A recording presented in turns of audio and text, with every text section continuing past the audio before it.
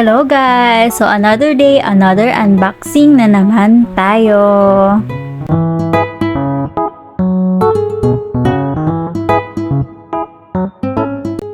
O, diba? Kitang-kita yung saya. Ito nga pala ay galing kay Miss Jaira Rodis at kay Madam Joy Olave. So, ayan, super solid na customer na nila ako. Super, minsan nga ayoko nang manood ng live nila kasi talagang mapapa-check out ako, mapapabili ako sa kanila.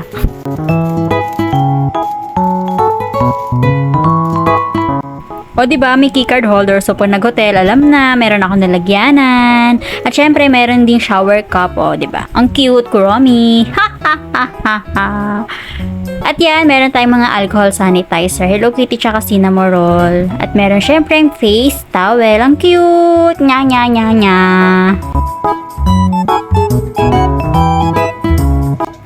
At ayan, meron akong plushy bag, pang arte-arte lang, pang quick errands lang kasi maliit lang yung lalagyan niya. Ang cute-cute lang niya kasi talaga kaya ayun. Ha ha ha.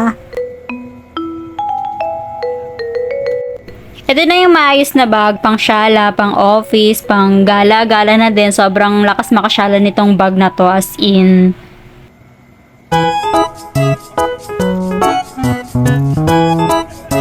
Dito na nagtatapos, sa susunod na unboxing ulit. Bye!